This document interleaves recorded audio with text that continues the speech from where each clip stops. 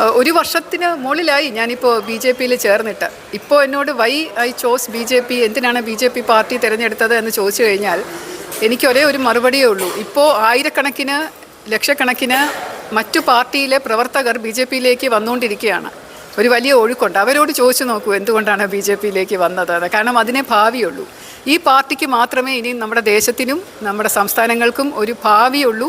വികസനത്തിനായി ജനനന്മയ്ക്കായിട്ട് മണ്ണിനെ സ്നേഹിക്കുന്നവർ ആലിംഗനം ചെയ്യേണ്ട ഒരു പാർട്ടി തന്നെയാണ് ബി ജെ പി. മറ്റു പാർട്ടികൾക്ക് അത് കഴിയുന്നില്ല എന്നുള്ളത് തെളിയിച്ചു കഴിഞ്ഞതാണ്. അതുകൊണ്ടാണ് ബി ജെ പിയിലേക്ക് വന്നത്.